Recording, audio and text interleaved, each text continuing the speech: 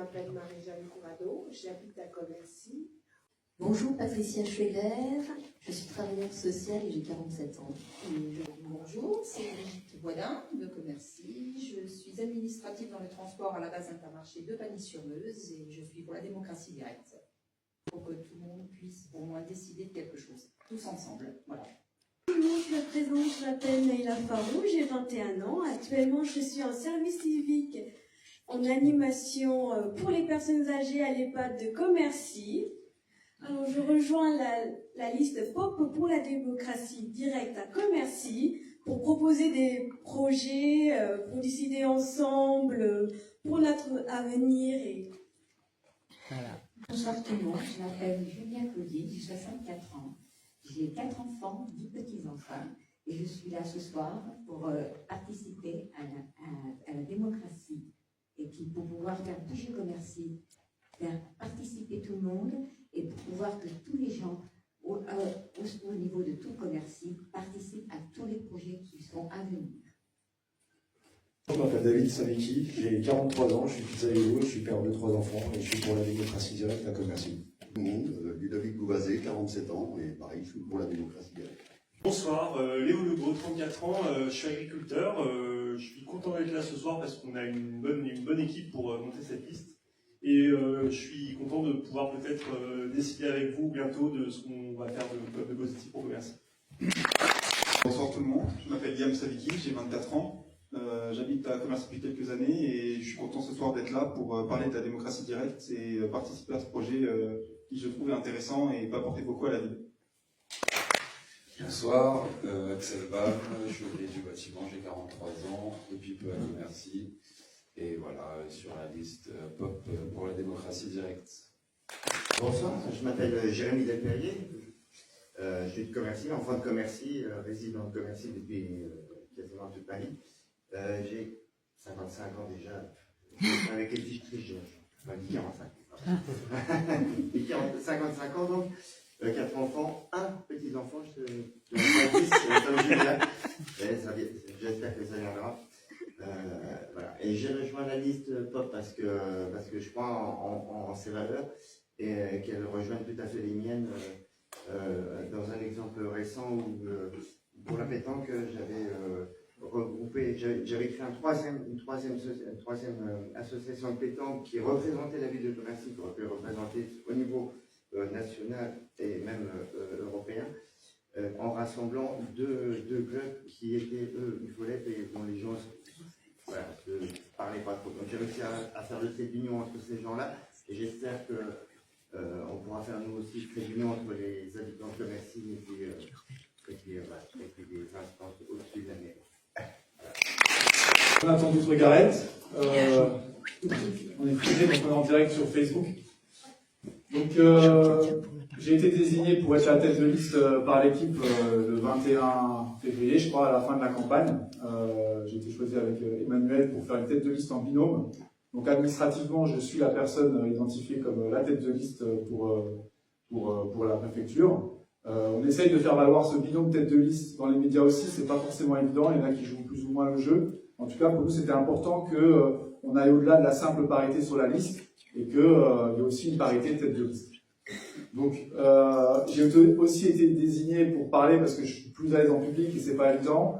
Et puis comme c'est un peu une compétition où il faut montrer le meilleur des équipes, et ben donc on m'a désigné pour parler en public et vous présenter le programme qu'on a élaboré tous ensemble. Donc moi, j'ai 42 ans, j'ai 3 enfants, je suis papa depuis une vingtaine d'années, 21 ans. Je suis né à Commercy, quand il y avait encore la maternité. J'ai grandi en région parisienne. Je suis revenu habiter avec ma maman ici à Commercy à la fin de mon adolescence. J'ai étudié à Nancy, j'ai étudié en Suisse, donc je suis géomètre, topographe, j'ai un diplôme d'ingénieur en environnement. Et puis j'ai travaillé dans le privé, j'ai travaillé à la mairie et maintenant je travaille à la communauté de communes comme technicien multi-compétences. Voilà, c'est un peu, je vous fais mon CV comme, c'est un peu, vous savez un petit peu plus sur moi. Moi, ce qui me motive en fait, c'est que les gens puissent se retrouver, s'approprier les sujets qui les concernent et puis décider de ce qui les concerne. On n'est pas forcément d'accord sur tout, on peut avoir des désaccords profonds sur plein de choses. Au sein de la liste, on n'est pas forcément d'accord sur tout non plus. Mais en tout cas, quand on se met ensemble, quand on discute, quand on se met autour de la table, on prend des responsabilités, on prend nos responsabilités de réfléchir et de décider pour notre avenir, on trouve des solutions. Et donc ça permet d'avoir des meilleures solutions aux problèmes auxquels on peut être confronté, et ça permet aussi de retrouver du vivre ensemble. Et donc ça, le vivre ensemble, c'est ce qu'on manque de plus en plus dans notre société. Moi, je suis militant dans plusieurs associations, et on voit, depuis plusieurs années, c'est compliqué en fait de motiver les gens à venir dans les associations, à s'engager. Et il y a de plus en plus, on constate de plus en plus un peu de repli sur soi. D'individualisme, je parlais de repli sur soi, parce que c'est une conséquence de ce système dans lequel on vit. Moi, je fais partie des gens qui pensent que la démocratie directe peut amener plus de vivre ensemble, plus de convivialité dans la commune. C'est aussi pour ça qu'il y aura des amis de Ménil-la-Hente qui sont là ce soir pour témoigner, parce que c'est un petit peu ce qu'ils partagent de ce qui se passe dans leur commune. Donc ce soir, on va vous parler donc, de la charte, de notre fonctionnement démocratique qui s'appuie sur une charte qu'on a élaborée tous ensemble et qu'on a publiée sur notre site internet. Si on est élu, c'est cette charte qui s'appliquera. Donc on va vous présenter les grandes lignes, sinon ça serait un petit peu rébarbatif. Mais on vous la distribuer pour que vous puissiez la lire tranquillement chez vous. On aura une petite présentation de Ménil, on pourra échanger un petit peu sur les questions que vous avez par rapport à notre fonctionnement, vous apporter des précisions. Et après, on va vous présenter les grandes lignes de nos propositions, les propositions qu'on a élaborées pour que les habitantes et les habitants aient un petit peu une idée de qu'est-ce qu'on a en fait comme intention pour la commune, sachant que ce sont des idées, des propositions qu'on rediscutera avec les habitants et qu'on décidera avec eux si nous sommes élus. Et à mon avis, quand on travaille sur une campagne électorale, quand on n'est pas élu à la commune, quand on n'a pas les services municipaux, quand on n'a pas accès à des bureaux d'études, à des architectes, etc., en fait, je ne vois pas comment on peut élaborer un programme sérieux, concret, qui corresponde vraiment aux besoins de la ville. Donc, la démocratie directe apporte aussi une réponse à ça, à cette espèce de compétition entre groupes de personnes qui ont envie de s'engager pour la ville, mais qui pour ça doivent promettre des choses qui au final rentrent pas suffisamment en profondeur par rapport aux besoins des habitants. Donc, on a élaboré ce petit programme et on fera un petit exercice. Ensemble, on vous proposera, donc c'est pour ça qu'on vous l'a distribué, parce que vous l'avez peut-être déjà eu, mais moi, vous l'aurez sous les yeux. Il y a plusieurs axes qui sont récapitulés là sur le tableau. On retournera après, mais ces axes-là, on vous demandera d'une part d'en choisir pour vous les 3 principaux pour lesquels la municipalité devrait engager une action en priorité après les élections. Donc, vos 3 sujets principaux préférés pour chacun, on fera un petit vote pour chaque. Et après, les 3 sujets pour lesquels vous souhaitez entrer un petit peu plus dans le détail pendant cette réunion. Ça sera rapide parce qu'en fait, on n'a pas beaucoup de temps, on va pas faire plus de 2 heures et puis peut-être un peu moins parce que on veut rendre le cinéma aux personnes qui travaillent dedans rapidement. Voilà, et puis on fera un petit temps convivial avec le temps qui nous reste pour finir bien la soirée. J'avais un petit mot d'introduction avant de vous parler de ça, c'est qu'en fait, donc en fait, vous savez qu'on est la tête dans le guidon avec les élections municipales. On est à fond focus sur les intérêts des habitants, enfin tel qu'on imagine nous les intérêts, ce qui est bon pour les habitantes et les habitants. Donc c'est voilà, la démocratie directe et quelques propositions. Ça n'empêche pas qu'on n'a pas des œillères et qu'on ne voit pas ce qui se passe au niveau actuellement international. Au niveau, voilà, on est tous conscients de l'actualité et on voit les impacts que ça peut avoir sur notre quotidien. Là, le gasoil qui est monté à 2 €, le gaz, l'électricité vont certainement suivre. En fait, ça monte par palier. Et donc, ce qui se passe au niveau international, ça a un impact sur notre vie quotidienne. Ça a un impact sur le pouvoir d'achat des gens, sur leur qualité de vie. Et donc, à un moment donné, tous les sujets au niveau de la commune, ils sont impactés par ça. Parce que le coût de l'énergie, ça impacte les services municipaux. Ils roulent en voiture, les déchets, c'est la benne à ordures. Ils chauffent les bâtiments municipaux, les écoles, c'est chauffé. Ça impacte aussi au niveau de l'économie locale, parce que les gens, s'ils ont moins d'argent, s'il y a plus d'argent qui va dans le chauffage, dans l'électricité, dans le gasoil, forcément qu'il y a moins d'argent pour l'économie locale. On va plutôt aller acheter sur les réseaux sociaux, enfin sur Amazon, etc., plutôt que d'acheter local, vu qu'on a moins d'argent. En fait, tous ces sujets-là, ils ont un impact. Et donc, à un moment donné, prendre en compte les problèmes qu'il peut y avoir au niveau international, comme par exemple la guerre, la géopolitique, le réchauffement climatique, l'effondrement de la biodiversité, en fait, il faut le faire au niveau communal parce que c'est ici qu'on peut préparer en fait l'avenir des gens. À un moment donné, s'il y a l'orage qui arrive, c'est bien de se faire une belle terrasse, mais il faut peut-être penser à préparer sa toiture, quoi. Hein. Et c'est une petite allusion. Et donc, nous, notre programme, en fait, on vous propose ensemble, de réfléchir à comment on prépare l'avenir. Voilà. Et aussi, comment on le prépare dans des bonnes conditions, pas en étant dans des rapports de compétition. Là, on voit, par exemple, au niveau des élections, c'est camp contre camp. Des fois, on croise des personnes qui sont sur des autres listes. Vous êtes de l'autre camp. Non, on n'est pas dans l'autre camp, en fait. Nous, on est là pour essayer de s'engager pour la ville du mieux qu'on peut, et puis de faire au mieux, en fait. Et mettons-nous autour de la table. Vous avez tel projet, vous avez tel projet, nous, on a telle proposition. Et discutons avec les habitants. Et puis, il y en a peut-être qui préfèrent tel projet du ministre et une autre fois tel projet. Voilà, nous, ce qu'on pense, c'est que c'est important qu'il y ait une exemplarité aussi des élus, des personnes qui sont en responsabilité, de montrer qu'on peut faire les choses ensemble et pas se disputer pour, au final, être, soi-disant, le meilleur. Et ça a un impact réel sur la qualité de vie et sur les rapports entre les gens. Voilà. Pourquoi la démocratie directe, c'est aussi important. Donc, au niveau du fonctionnement démocratique, on a élaboré une charte qui est publiée sur le site internet de notre liste. Donc, il est sur tous les tracts, il y a un petit flash code, le nom du site c'est solois.ai, vous pouvez le recopier. Donc là-dessus, vous avez accès au programme, aux membres de la liste, à la charte. Là, on ne va plus la toucher, sauf des corrections orthographiques éventuelles. Mais ça, c'est la charte. Et donc, on considère que si nous sommes élus, cette charte s'appliquera. Elle fixe des grandes lignes, elle rappelle le rôle des personnes qui sont élues je reste là? C'est bon? Elle rappelle ça va être plus difficile de trouver. Elle rappelle le rôle des personnes élues, du maire, du conseil municipal. On va garder le rôle traditionnel de gestion de la commune, de gestion du quotidien. On va pas soumettre aux habitants, il faut acheter une photocopieuse, etc. En fait, on va gérer le quotidien, on va faire le lien avec les habitants, on va gérer les services, comme ça se fait habituellement. Donc on va conserver les rôles habituels, les rôles, on va dire, de fonctionnement traditionnel sur les sujets du quotidien.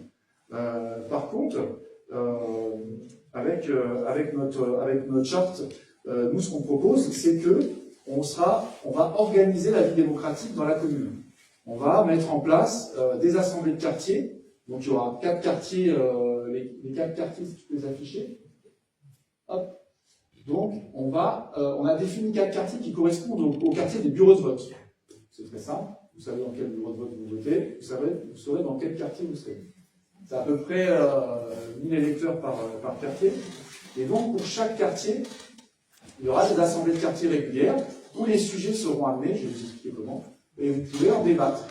Vous pourrez aussi les choisir, vous dire non, celui-là, ça ne nous intéresse pas, occupez-vous-en. Celui-là, on va le reporter parce qu'on n'aura pas le temps d'en discuter. Et par contre, les sujets-là, on veut en parler. Vous pourrez dire, voilà, ce projet-là, il est intéressant, ça serait mieux comme si, ce projet-là n'est pas du tout intéressant. Et on fera des discussions pour mettre à jour un petit peu les idées qu'auront amené la municipalité, mais qu'auront aussi pu amener les habitants à travers un dispositif que je vais vous expliquer. Et on aura donc, chaque quartier sera régulièrement consulté, on a prévu plusieurs réunions par an, et ce qui permettra à la fois de débattre des projets et en même temps d'avoir un suivi régulier de l'action municipale. Parce que ça ne sera pas une réunion publique de temps en temps, on vous dit ce qu'on fait et puis vous nous parlez du plan d'éclairage une fois par an, voilà. Là, régulièrement, on sera en contact avec vous, on vous parlera des projets et en même temps, vous pourrez vous faire aussi, nous interpeller, où en sont tel et tel sujet, l'éclairage public ne fonctionne pas, voilà, on aura aussi ces échanges réguliers. Et puis, il y aura l'assemblée communale. Donc, c'est là que se prendront les décisions qui concernent la commune. Les sujets importants. Je viendrai après, mais pour que vous ayez un peu une vue d'ensemble. On convoquera 2 fois par an une réunion de tous les habitants qui souhaitent. Donc, c'est sûr qu'il n'y aura pas 5000 habitants qui vont venir. En fait, dans les endroits où ça se passe déjà, il y a une partie des habitants qui s'intéressent à la vie municipale et puis qui participent. Donc, on peut estimer peut-être, je sais pas, entre 600 et 1000 personnes, si ça fonctionne, qui viendront décider. Ça se fait dans d'autres pays. En fait, il y a de la place sur les grandes places. Voilà, il y a des possibilités de le faire. On a imaginé les choses pour que ce soit faisable. Et en fait, ces assemblées communales, on pourra prendre la parole. Voilà, il y aura des gens qui pourront s'inscrire à la tribune, dire voilà, sur tel projet, il y a ça, ça, ça. Et à la fin, on votera. Et on décidera avec les habitants. Donc, pour revenir à la charte, cette charte, elle prévoit un règlement d'application où, en fait, comme la charte, elle a adopté au moment des élections municipales, il faut qu'on puisse la modifier, il ne faut pas que ce soit trop précis, parce que si on doit s'adapter un petit peu au fonctionnement, il faut prévoir un règlement d'application. Par exemple, le quorum, c'est-à-dire le nombre de participants minimum, il est fixé dans le règlement d'application. Le nombre, on a plusieurs éléments comme ça, qui sont fixés dans le règlement d'application, et lui pourra être modifié. Bon, on doit absolument filmer avec le film. Et donc, le règlement d'application, lui, il pourra être modifié à l'Assemblée communale. On s'adaptera à la réalité de ce qui se passe dans le fonctionnement. Donc là, c'est vraiment les grandes lignes. C'est un peu comme une association avec ses statuts et son règlement de fonctionnement. Donc, il y a un règlement. Il y a un point qui est important, c'est qu'on rappelle dans la charte, même si c'est la légalité, que nul ne peut être inquiété pour ses opinions, ses opinions religieuses, etc., tant qu'il ne trouve pas dans votre vie. On rappelle la base du vivre ensemble. L'esprit de respect mutuel, de dialogue, etc., pas de propos discriminatoires. Ça, c'est important parce qu'en fait, la charte, c'est le document de base, et qu'à un moment donné, si des décisions sont prises, elles doivent respecter la charte, la loi, mais aussi la charte. Et il y a des dispositifs qui permettent de mettre en question une décision prise par une assemblée, et la première chose qu'on va regarder, si ça respecte la charte. Donc, l'article 9, on rappelle que les assemblées sont organisées par quartier, qu'il y a des assemblées communales, ça je vous l'ai expliqué. Et en fait, dès lors que dans un quartier, il y a des sujets qui impactent plusieurs quartiers ou qui impactent fortement le budget de la commune, eh ben, ça doit être discuté à un niveau supérieur au quartier. Ça doit être discuté dans les autres quartiers. On va proposer de définir des budgets pour les quartiers, que ce soit par exemple 50 000 € par an pour un quartier, pour que les habitants aient aussi la possibilité de décider eux-mêmes qu'est-ce qu'ils vont pouvoir faire dans leur quartier qui ne va pas impacter les autres quartiers. Par exemple, 50 000 €, on peut créer des petits aménagements, des bancs, des canisacs, des canipas. Voilà, un exemple, 50 000 €, ça sera décidé avec les habitants.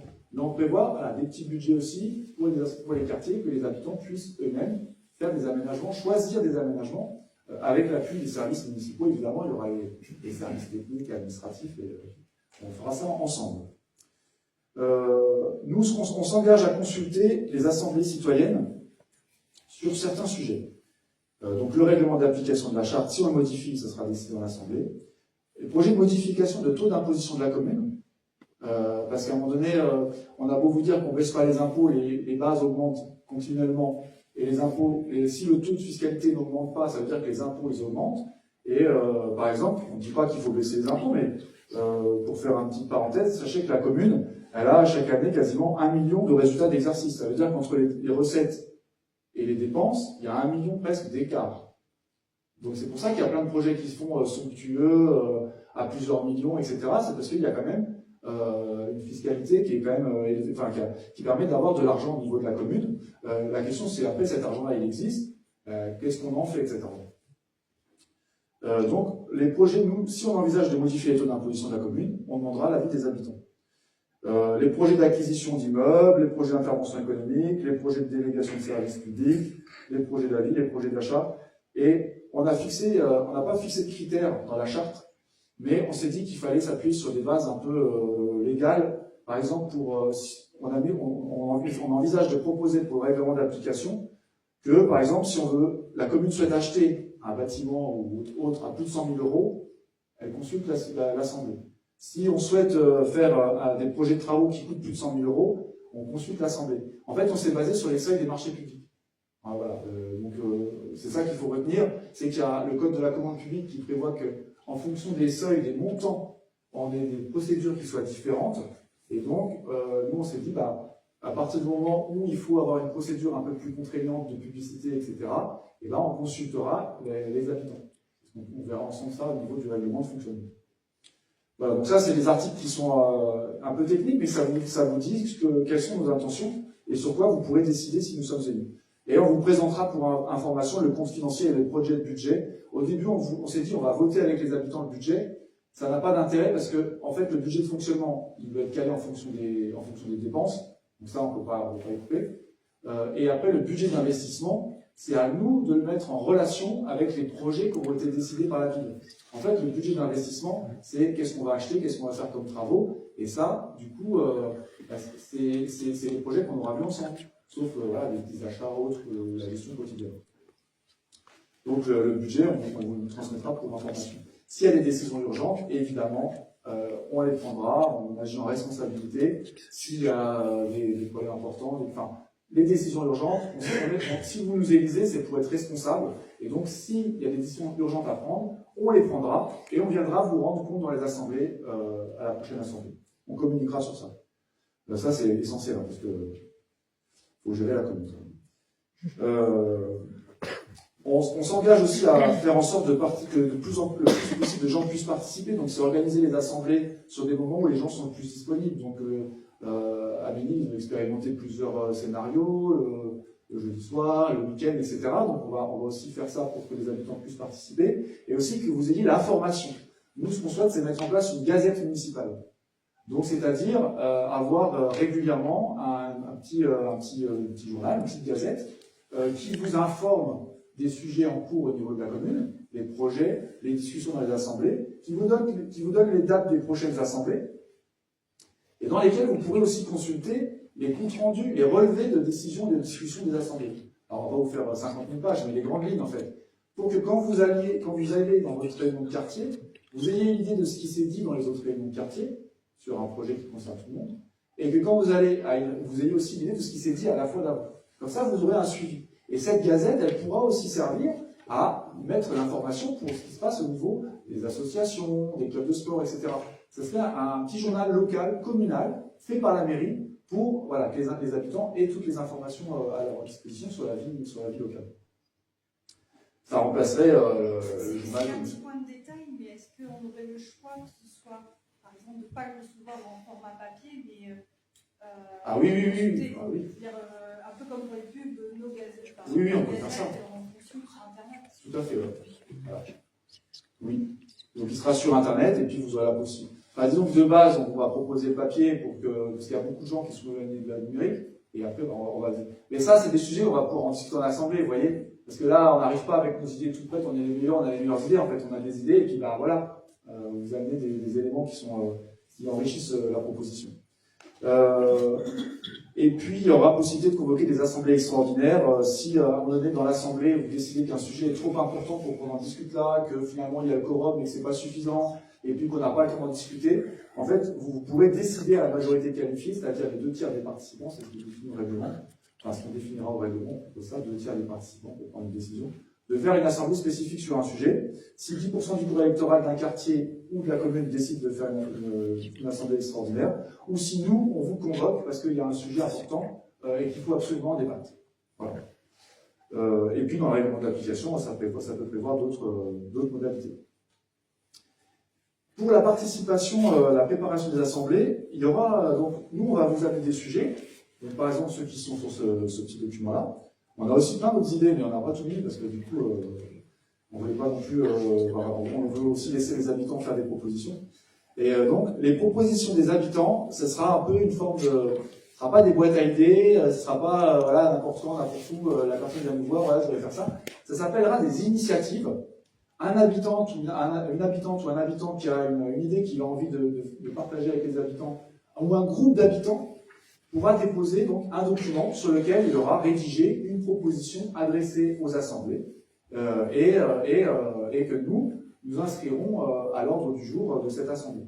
Nous, notre travail, alors on va déjà aider les gens qui ont envie de proposer quelque chose, parce que c'est pas à la portée de tout le monde de rédiger un document, de proposer un projet. Il y a des gens qui peuvent avoir des idées mais qui n'ont pas l'habitude de formaliser les choses. Donc, comme on va recruter un animateur ou une animatrice, cette personne-là va l'accompagner pour mettre en forme son idée. Et nous, les élus, on va à chaque fois recueillir les propositions. On va regarder qu'elles ne sont pas hyperlues. C'est sûr qu'une tour Eiffel en commercial, on va avoir un projet. On va regarder que ça respecte la charte. La charte, comme je vous ai dit, pas de discrimination. On a aussi un article qui dit que les décisions qui sont prises en assemblée doivent prendre en compte les enjeux sociaux et environnementaux à court, moyen et long terme. Donc on ne demande pas non plus d'être écolo, bobo, etc. À un moment donné, voilà, s'il y a des projets qui sont complètement hors du temps au niveau de l'impact social et environnemental, on va dire aux gens, on va expliquer aux gens que c'était pas adapté. Et par contre, il y a une possibilité de recours pour eux. J'y viendrai après. Et les gens, ce sujet-là, s'il a été rejeté, si l'initiative a été rejetée, elle sera quand même inscrite à l'ordre du jour de l'Assemblée pour information. Il y aura une transparence. Donc une fois que ça aura été, on aura reçu ces initiatives qui sont recevables, elles sont inscrites dans ce qu'on appelle le le mémoire de l'Assemblée citoyenne, plutôt qu'un ordre du jour, on a prévu un mémoire de l'Assemblée citoyenne, qui va comprendre les objets, les sujets qui sont proposés à la discussion, les sujets qui ont été, les initiatives qui ont été rejetées, et puis il y aura un temps prévu pour les échanges informels. Et donc ce mémoire sera adressé à tous les habitants du quartier ou de la commune. Voilà. Vous recevrez une convocation avec l'ordre du jour. Et une fois à l'Assemblée, donc quand il y aura le quorum, eh ben, il y aura possibilité de choisir, voilà, est-ce que le sujet-là, vous souhaitez en discuter, vous donnez quitus, il y aura un choix qui sera fait, il y aura une priorisation. Parce que s'il y a beaucoup de sujets, ben, on ne pourra pas tous les traiter, donc il y aura une priorisation qui sera faite avec les habitants. Nous, on va donner notre opinion, on va nous dire, voilà, ce sujet-là, il est vraiment important qu'on en parle, etc.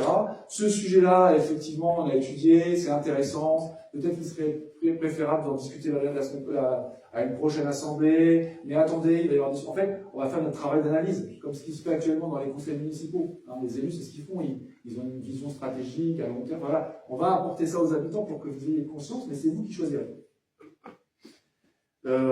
Et puis, donc, vous recevrez la convocation avec les sujets. Donc, le HR dit aussi qu'il faudra un quorum pour pouvoir être décisionnel.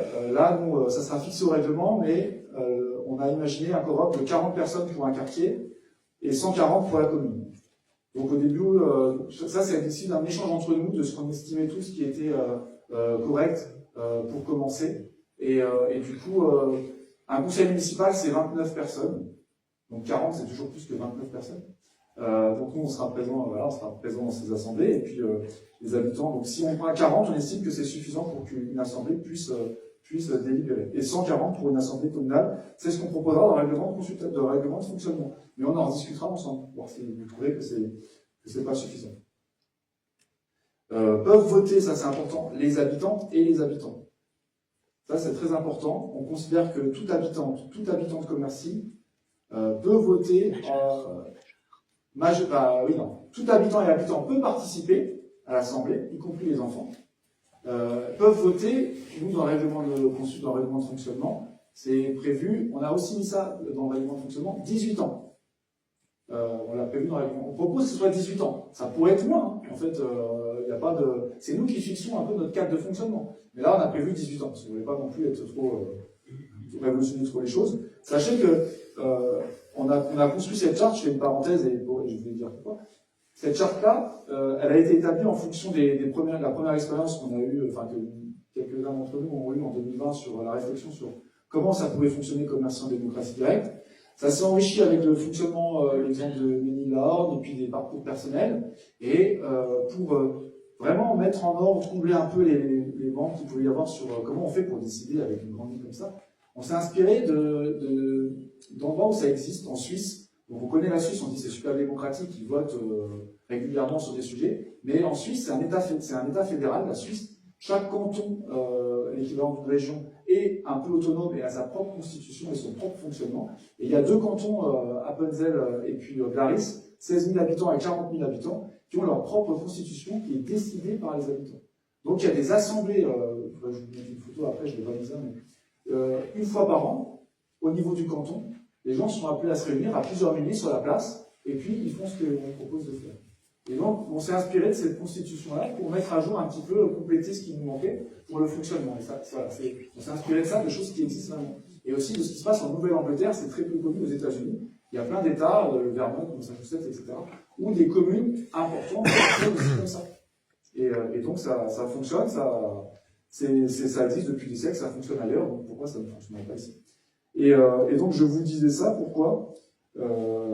Parce que à Glaris, le canton suisse, c'est le premier canton à avoir adopté le droit de vote à 16 ans. Et du coup, maintenant, ça se discute dans d'autres cantons, c'est les premiers, alors que c'est un canton qui est très rural, beaucoup de personnes âgées, montagnards, et en fait, les jeunes, ils ont convaincu les habitants qu'à 16 ans, ils pouvaient aussi participer à la décision, et ça fonctionne, quoi. Donc, nous, on ne propose pas de voter à 16 ans, on propose de voter à partir de 18 ans. Et puis, donc, voilà, donc j'ai déjà dit, le bien durable de tous, les enjeux sociaux et environnementaux. Le vote, ce sera à main levée, parce qu'en fait, par question de simplicité, et puis en fait, si on discute d'un sujet, l'idée c'est d'arriver à se mettre d'accord.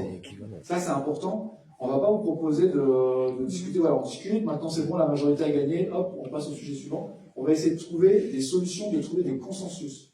Parce qu'on habite ensemble, on se croise au quotidien, on vit dans le même quartier, voilà, on a plein de liens ensemble. Et donc, à un moment donné, c'est important qu'on se mette d'accord. Donc, on essaie de trouver des solutions où personne n'est mis de côté ou est vraiment contre, quoi, où il n'y a pas de veto. Ça, c'est l'idée. On va essayer de faire ça. Et pour ça, donc, je vous ai dit, on va recruter un animateur ou une animatrice qui aussi ont des outils pour faire ça. En fait, il y a des outils, ce qu'on appelle des outils d'éducation populaire, d'animation, des gens qui sont spécialisés dans l'animation de grandes assemblées avec plein de gens, de faire tourner la parole, que les gens puissent s'exprimer. Et ça va venir aussi avec le temps, parce que l'expérience montre, moi je l'ai vécu avec plein de personnes, au début on n'a pas l'habitude de parler, on n'ose pas, puis tout d'un coup on nous donne le micro, on commence à parler, et puis finalement on devient plus à l'aise, et là ça s'appelle un processus d'émancipation, où on commence à pouvoir s'affirmer en tant que personne, en tant que citoyen, et s'investir dans la vie publique. Et ça a plein d'effets bénéfiques sur la vie quotidienne. Donc on va essayer de trouver des consensus, et si on n'y arrive pas, on votera, et on propose que les majorités se fassent aux 2 tiers. Voilà, ça c'est dans le règlement de fonctionnement, on propose une majorité aux 2 tiers. Nous on sera là, on assurera avec les élus, les agents de la municipalité, l'animation, le secrétariat, et puis si les gens ont envie de participer, ils auront la possibilité de s'impliquer dans les équipes d'animation. On a mis pour l'instant que ce serait plutôt les élus, les agents, avec la possibilité que des gens participent, parce qu'il faut avoir aussi des habitudes, etc., pour que ça fonctionne bien au début. Voilà. Donc les recours. Si à une assemblée, il y a donc 2 tiers des gens qui votent pour un sujet, et que le tiers restant est absolument contre, c'est-à-dire que là, il y a quand même une crispation. Ces 30%-là, ils pourront demander à ce que la décision soit revue. C'est 30% de l'assemblée, le tiers. Ça prendra la forme qui est définie au règlement, peut-être une pétition, enfin, ça sera, on verra ensemble, mais ce sera une pétition ou un papier signé par 30 personnes, enfin une pétition, quoi. Si 30% des gens présents à l'assemblée en question le souhaitent, il y aura la possibilité de la revoir. Dans les recours, il y a aussi la possibilité de, si vous n'étiez pas à une assemblée, il y a une décision qui a été prise, vous la trouvez pas du tout bonne, vous pourrez faire un recours en faisant signer une pétition par 10% des habitants du secteur concerné, c'est-à-dire si c'est une assemblée de quartier du quartier, donc par exemple pour un quartier où il y a 1000 personnes inscrites sur la liste électorale, ça fait 100 personnes, il faut les trouver, mais c'est quand même accessible, et pour la ville, ça fait 350 personnes. Voilà. 3500 électeurs, 350. Après, il faut voir si c'est au niveau du nombre d'habitants, au niveau d'inscrits, ça fait partie du règlement d'application, donc ça fait entre 350 et 500. La pétition contre la plage Charles de Gaulle, c'était 1000 personnes. Les gens qui ont voté pour le projet, c'était 360 et quelques. Hein. Donc, nous, on propose que s'il y a 10% d'un corps électoral d'un secteur concerné qui n'est pas d'accord avec une décision, il puisse faire un recours contre cette décision. Et donc, s'il y a un recours, ça se passe en fait où on va convoquer ce qu'on appelle, on va tirer au sort un groupe de gens. Pour pas que ce soit nous qui soyons jugés partis un peu, parce qu'on peut amener des projets, on a influence là, il faut qu'il y ait un groupe de personnes indépendantes qui sont tirées au sort et qui vont regarder si la décision qui a été attaquée, elle respecte la charte, c'est-à-dire qu'elle a été prise dans les bonnes conditions. Est-ce qu'il y avait le quorum, est-ce que les gens ont reçu des informations avant, est-ce qu'elle respecte les enjeux, est-ce qu'elle n'est pas discriminante. Et si c'est le cas, si la décision a été... non, si c'est pas le cas, si la décision n'a pas été prise dans les bonnes conditions, eh ben, on va reconvoquer, on inscrira le sujet, on va convoquer une assemblée extraordinaire, ou si les gens sont d'accord, ça sera inscrit à une assemblée suivante, donc on va remettre le sujet à l'ordre du jour d'une assemblée. Et par contre, si la décision elle a été prise dans les règles, pour le coup, on pourra faire un référendum local, dans le quartier ou pour la commune. Donc là, quand on arrive là, c'est-à-dire qu'on n'a pas trouvé de solution, il y a quand même 10% du corps électoral concerné, des gens concernés qui ont signé une pétition, et c'est important qu'on puisse vraiment revoir la décision qui a été prise. Et ce processus-là, ces 10%, ils sont aussi valables si la commune, si nous on refuse une initiative. Si on refuse, quelqu'un nous dépose un projet, puis on dit non, ça c'est pas valable, la personne pourra faire ce recours. Donc c'est pareil, le conseil citoyen dira non, ils ont raison de refuser, voilà, donc est-ce que vous continuez? Ou alors, non, on doit revoir notre décision. Et puis il pourra y avoir aussi un RIC pour modifier la charte, un référendum d'initiative communale pour modifier la charte. Si 10% des habitants souhaitent modifier la charte, eh ben, on pourra remettre en question la charte en la faisant voter par les habitants. Nous, on pense que, en fait, les gens, ils ont envie que ça fonctionne bien. C'est ce qui se passe à Mont-Milorand, c'est ce qui se passe partout. Là où on expérimente la démocratie directe, en fait, les gens ont envie que ça se passe bien. Les gens ont envie qu'on s'occupe de leurs problématiques du quotidien et puis qu'on fasse des projets pour la vie, en fait. Ils aiment pas vraiment, enfin, nous, on pense pas que les gens, ils ont envie de faire des référendums à tout bout de champ pour des sujets sur lesquels ils ne seraient pas d'accord. On croit en fonctionnement à l'intelligence collective et dans la démocratie. Voilà, sur les recours. Et puis, donc, il y a la décision, il y a aussi l'implication des gens. Donc, sur les sujets, les habitants pourront être impliqués via des groupes de travail. Donc, c'est-à-dire que si les habitants sont intéressés par un sujet pour participer à son élaboration, à un projet, ben, ils pourront bénéficier des moyens de la commune, salle municipale, appui des services techniques pour creuser un petit peu dans les projets pour les élaborer. Ou alors, on prévoit aussi ce qu'on appelle une convention citoyenne communale. C'est un peu sur le modèle de la convention citoyenne qui avait été faite pour le climat. Là, ce serait pour des sujets plus importants. Donc, on l'a proposé dans notre programme pour l'avenir des services eau et assainissement. Parce que sur les sujets importants, il faut que les habitants ils aient accès à plus d'informations pour pouvoir se former, avoir connaissance, prendre en compte les enjeux, et peut-être voilà, se faire accompagner par des professionnels qui vont pouvoir les former sur la technique, le juridique, etc. Être un peu au même niveau d'information, et ensemble, sur plusieurs journées, et ensemble, faire des propositions dans les assemblées. Voilà. Ça s'appellerait une convention citoyenne communale. Donc, par exemple, pour l'assainissement, je vous donne un exemple pour vous l'expliquer. Sur l'eau et l'assainissement, il faut refaire la station d'épuration. C'est un sujet à 5 millions, voire plus. C'est sur le budget assainissement. Et il faut se dire que le budget assainissement, il est quand même assez restreint. Et donc, l'eau finance tous les travaux liés avec l'eau et l'assainissement. Donc, en fonction de ce qui va être prévu, il va falloir peut-être remettre en question le prix de l'eau. Ça a été confirmé hier, ça a été confirmé au conseil municipal. La marge d'ajustement sur le budget de l'eau et l'assainissement, bah, il y a l'emprunt et puis il y a le coût de l'eau. Le coût de l'eau et l'assainissement. Donc il y a la question de la station d'épuration, avec aussi qu'est-ce qu'on a envie pour quel niveau de performance on doit atteindre par rapport à l'impact environnemental, quel coût de fonctionnement, bah, il y a des sujets à voir. Il y a beaucoup de travaux à prévoir sur certains secteurs de la commune, et puis il y a la gestion en délégation de services publics. Actuellement, c'est depuis au moins une trentaine d'années, en fait, les services eau et assainissement sont délégués à des entreprises privées qui exploitent les réseaux pour la commune. C'est pas la commune qui exploite, hein, c'est des entreprises privées. Donc, est-ce qu'on souhaite, parce qu'il faudra renouveler ces contrats, je crois, fin 2026 ou fin 2027, est-ce que les habitants souhaitent que ça continue à fonctionner en délégation de services publics? Est-ce qu'ils sont satisfaits du service? Est-ce qu'ils sont satisfaits de la prestation? Ou est-ce qu'ils préfèrent que ce soit des services municipaux? Ou peut-être qu'on travaille avec d'autres communes sur un service plus intercommunal. Voilà. C'était un exemple. Donc, on nous dit qu'il est l'heure, donc j'ai fini. Voilà. Quelle heure est-il? 25. Ah oui, ça a duré, hein. Bon.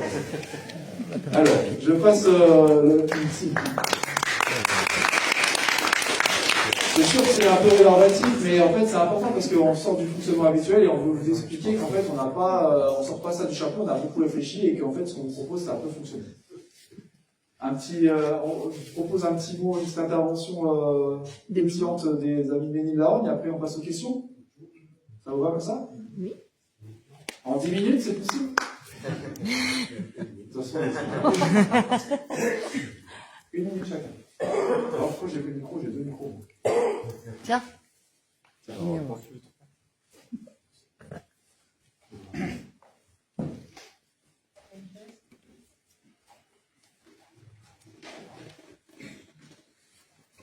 Bonsoir à tous et à tous. Donc, on s'appelle Claude tous les deux.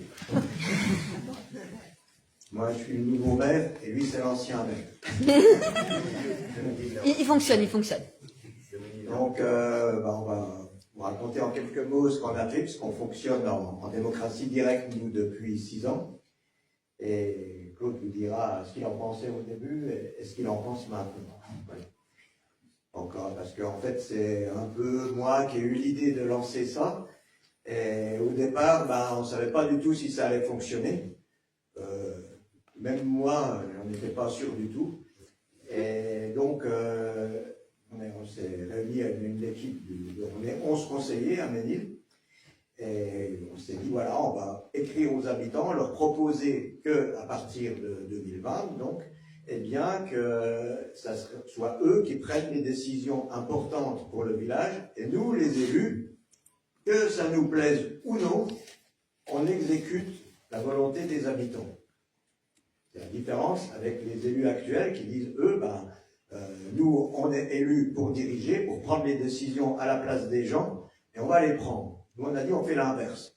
On demande aux gens, alors, comme disait John tout à l'heure, pas sur les petits sujets, pas sur la gestion courante, et pour tous les sujets qui impactent la vie des gens, eh bien, on réunit une assemblée, les gens discutent, échangent, trouvent une solution, la votent, et nous, on défend notre position en tant qu'individu dans l'assemblée, et ensuite, eh bien, on met en pratique ce qui a été décidé, qui n'est pas toujours notre avis. Donc on a proposé ça, pas grand monde qui y croyait, et puis on s'était dit, bon, on est 11 au conseil municipal, allez, s'il y a 22 personnes qui viennent à l'assemblée, on double le nombre de gens qui participent à la vie communale, ça serait déjà une belle chose. Parce qu'on nous raconte tout le temps que les gens, ils en ont rien à foutre, qu'ils ne s'intéressent pas à la vie publique, à la politique, à quoi que ce soit, qu'ils veulent rien faire. Donc on s'était dit, allez, si on est 22, on sera bien content. Première réunion, 35 personnes. Voilà. Ça doit être des curieux.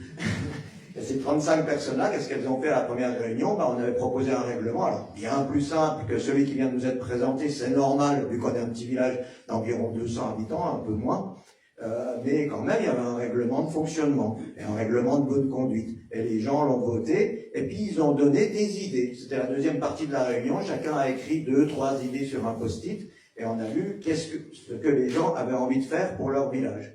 On a classé ces idées, on a trouvé des priorités, et ce qui revenait le plus souvent, on a dit ça sera notre priorité. C'était la sécurité routière, la première priorité, on est parti là-dessus.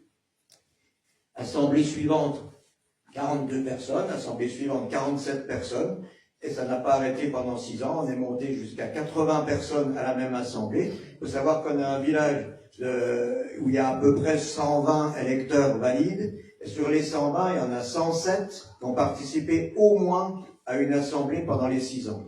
Et là, on a fait nos 2 dernières assemblées avec 55 et 34 personnes.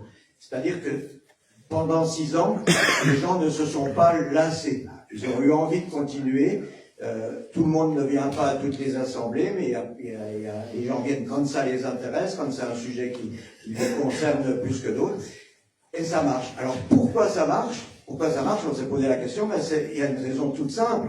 C'est que les gens viennent pas juste pour donner une opinion, et puis après les élus décident, ça s'appelle la démocratie participative. Vous savez, les conseils de quartier qu'on vous fait partout, dans toutes les villes, c'est à la mode maintenant. Alors on vient dire ce qu'on pense, mais le projet il est déjà fait, et puis finalement c'est les élus qui le mettent en place, quoi qu'on ait dit avec quelques petits aménagements à la marge. Nous non, les gens ils viennent vraiment décider, ils savent que c'est là que ça se passe. Et celui qui ne l'a pas compris tout de suite, il le comprend la fois d'après. Parce qu'il dit, j'étais pas là, la décision s'est prise sans moi, je vais venir. Ils viennent. Donc c'est le seul déclic qu'il y a eu, c'est ça. Et 6 ans après, autant au début on n'y croyait qu'à moitié, autant aujourd'hui, il n'y a quasiment plus personne dans le village qui veut changer de système.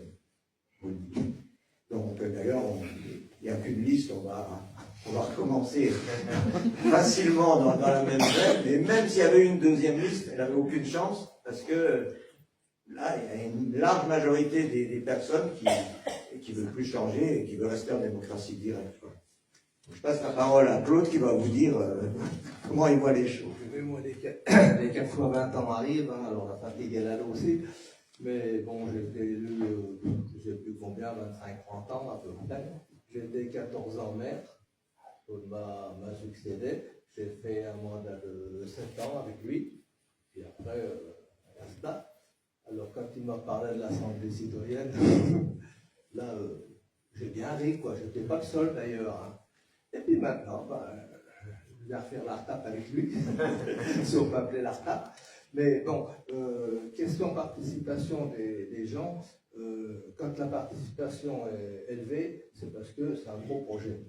Hein. Bon, il y a eu des petites bricoles, circulation routière, comme tu dis, bon, il y a des petits fréquentages de chignons de temps en temps, mais les gros projets, les projets éoliens, les projets pour fabriquer de l'électricité la nuit en remontant de l'eau et la faire redescendre, c'est des produits de 700 000 balles. Hein. Il fallait trouver les sous. Et l'Assemblée citoyenne était d'accord, à condition qu'il y ait des prévisions de subventions. Donc, vous voyez le taux urbain, et les taux urbains, il y a des promesses de subventions. Donc, le projet de remonter l'eau sera terminé avant les éoliennes, parce que les éoliennes, l'administration avec un grand A, peuvent compliquer ce qui serait simple et compliqué. Voilà. Mais c'est des gros projets qui mobilisent les gens.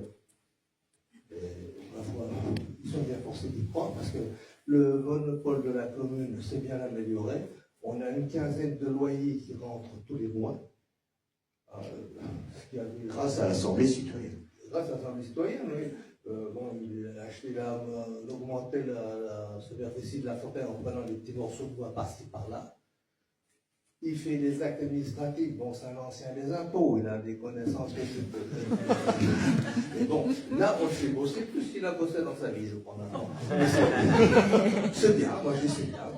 Continue, Claude, il y a plus que ça à faire. Merci. Moi, je me propose grand-chose d'autre. Le meilleur hommage, c'est celui de l'ancien, parce qu'il a changé d'avis dans le mandat. Alors, le patrimoine de la commune, il était. Bon, il faudrait le chiffrer, mais il est amélioré, je ne sais pas. Parce qu'on a osé. Parce que un maire normal, comme j'aurais été, comme j'étais avant, parce que j'avais fait un mandat avant, comme l'a dit Claude, ou toi, eh ben on n'aurait jamais osé faire des trucs pareils. Parce que on se serait demandé ce qu'en auraient pensé les gens, si c'était pas trop. Là, on s'est lancé dans des trucs incroyables, parce que l'Assemblée était derrière. Mais si les gens nous avaient dit stop, par exemple pour le projet d'éolienne communale, si les gens, à tous les moments, chaque fois on est revenu devant l'Assemblée, on a dit qu'est-ce que vous en pensez, chaque fois qu'il y a eu un changement, on est revenu pour demander si les gens étaient toujours d'accord, à chaque fois ils étaient d'accord, mais tout le monde quoi. Et du coup, on a osé continuer. Et on a fait pareil avec le projet solaire, on a osé continuer, c'est un projet où les gens vont pouvoir consommer de l'électricité produite par la commune. Et en plus, on aura un stockage pendant la nuit, c'est-à-dire on va tirer de l'eau d'un bassin avec une partie de l'électricité solaire produite et on va la tirer vers un bassin du haut avec une pompe. Et en haut, la nuit, quand il n'y a plus de soleil, on ouvre le bassin du haut, ça fait tourner une turbine qui nous restitue aussi du courant pendant la nuit. Donc ça, c'est un projet qui vaut cher. Et donc on n'aurait jamais osé le faire si l'Assemblée ne nous l'avait pas permis. J'ajoute que les gens sont très raisonnables. Vous pouvez peut-être avoir peur, dire ouais mais ça va être n'importe quoi, les gens ils vont proposer des trucs farfelus, pharaoniques, et pas du tout. Plus il y a de monde, plus c'est raisonnable. Parce que dans l'Assemblée, la première question qui est posée, c'est combien ça coûte? Est-ce qu'on a les moyens? Est-ce qu'on peut avoir des subventions? On met telle condition, si on n'a pas de subvention, on ne fait pas. Enfin, vraiment, les gens sont hyper raisonnables. On pouvait avoir peur de ça, mais pas du tout. C'est exactement l'inverse qui s'est produit. Et dans tous les cas, pour être en règle avec la loi, le conseil municipal délibère à la fin, suivant les moyens budgétaires des entendu. Toute décision de l'Assemblée doit être validée par une délibération du conseil municipal, bien sûr, sinon elle n'a pas de valeur. Parce que l'Assemblée citoyenne n'a pas d'existence juridique légale. Donc elle délibère, c'est le conseil municipal, si la liste POP est élue, ce sera le conseil municipal qui s'engagera à écouter l'avis des gens. Il n'est pas obligé de le faire légalement. C'est un engagement de campagne. Nous, chez nous, si on ne le faisait pas, si on allait contre une décision de l'Assemblée, malheur à nous. on serait lynché maintenant. Mais on ne peut plus, il y a un tel engouement pour ça que les gens ont pris tellement l'habitude que leur décision soit respectée, on ne peut plus faire autrement, c'est pas possible.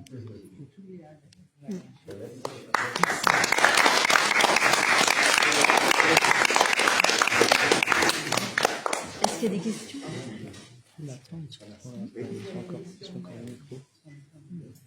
faut lui passer le micro. Attends, faut prendre le micro.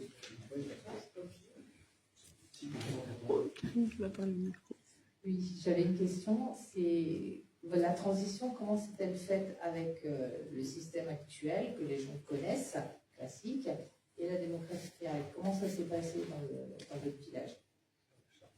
Est-ce que vous avez rencontré beaucoup de difficultés, ou est-ce que ça s'est fait naturellement? Il a fallu batailler, ou alors vous avez facilement été entendu? Comment les citoyens de Ménil, ils ont vécu ça, en fait, par rapport au système classique? Parce que j'imagine qu'ils avaient des peurs par rapport à ça.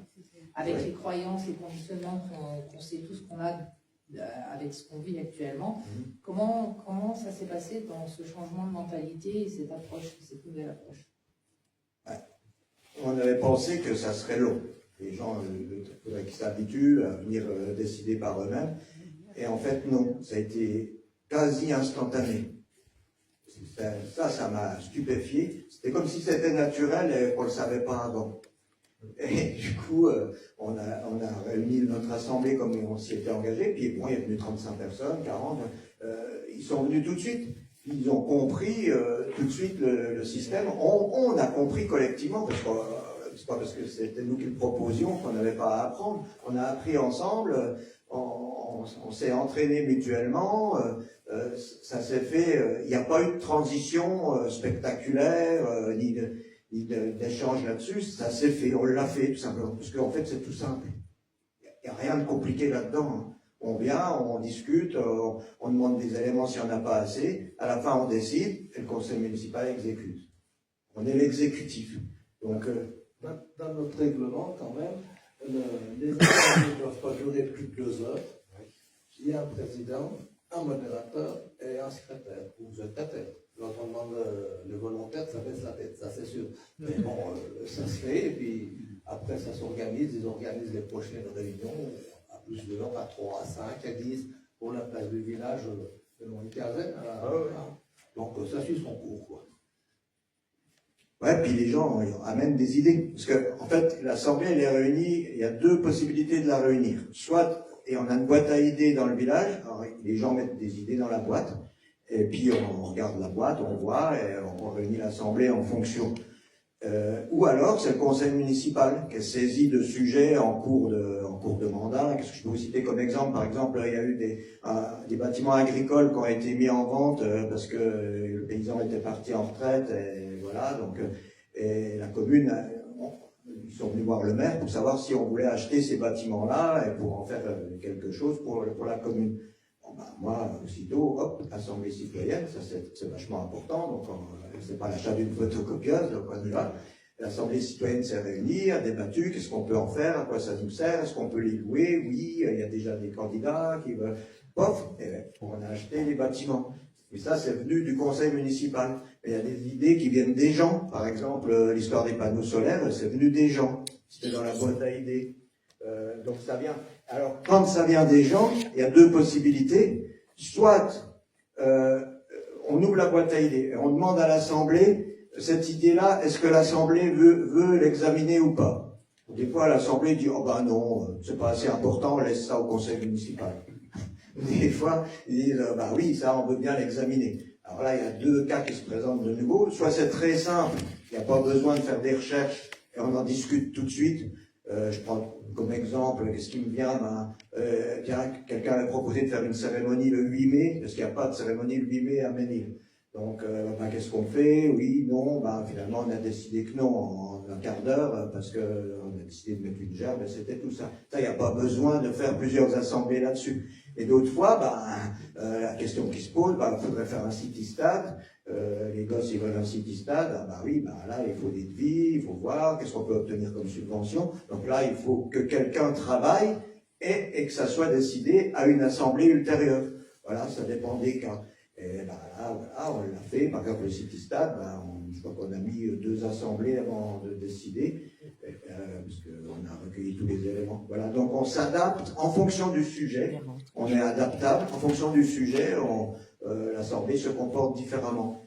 Si je peux juste amener une précision, parce que du coup, nous, à Commercy, on n'a pas prévu comme ça. On m'entend là, c'est bon? Nous, en fait, sur le fonctionnement, comme il y a beaucoup plus d'habitants, on ne peut pas avoir une boîte à idées et que les gens, tout d'un coup, dans le quartier, décident d'un sujet pour la commune. C'est pour ça qu'on a imaginé ces initiatives, pour que les gens aient l'information avant les réunions. Ça leur donne envie aussi de venir, qu'ils puissent déjà se faire une idée sur les projets qui vont être discutés.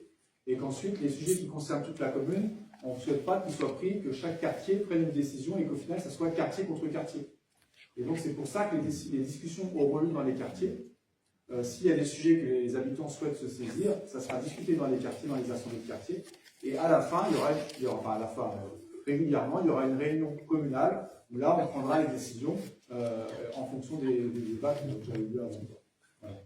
Voilà. Pour que vous ayez associé bien qu'en fait, on a bien fait la différence entre comment ça fonctionne à Ménil avec les avantages que ça a, et nous, comment ça peut fonctionner dans une ville de 5000 habitants. Avec les quartiers, ça c'est un peu comme avec les villages fusionnés. C'est un peu ça. Ouais. Et alors du coup, on a plus que 5 minutes sur la partie échange. Du coup, je termine sur une chose, c'est que des fois, les gens, ça les intéresse vachement, le sujet, donc ils font une commission. Spontanément, par exemple, quand on est en train de monter une place du village parce qu'on n'en avait pas, là, il y a 15 personnes qui se sont proposées pour travailler sur le sujet et revenir avec un projet devant une assemblée future. D'autres fois, les gens ne se proposent pas parce que c'est le conseil municipal qui fait. Il ne faut pas croire que le conseil municipal, il ne sert plus à rien. Il sert énormément et il a beaucoup de travail. Ça, c'est les groupes de travail dont vous parliez tout à l'heure, c'est que les gens auront la possibilité de s'organiser aussi pour travailler avec les services municipaux. On refuse les procurations parce qu'une assemblée, ça sert à débattre, à discuter et à changer d'avis, parfois. Donc si on donne une procuration, on ne peut pas changer d'avis. Donc ça a été refusé par l'assemblée. Par contre, on peut y assister en visio. Et voter en visio. C'est ce qu'on envisage aussi sur Commune. Est-ce qu'il y a donc du coup sur Ménil ou sur la charte, est-ce qu'il y avait des questions? Donc c'était un peu rapide hein, parce que le temps est serré, quoi, mais est-ce qu'il y avait des questions, des remarques sur le fonctionnement? C'est beaucoup plus simple, quoi. Ouais, bah, c'est logique.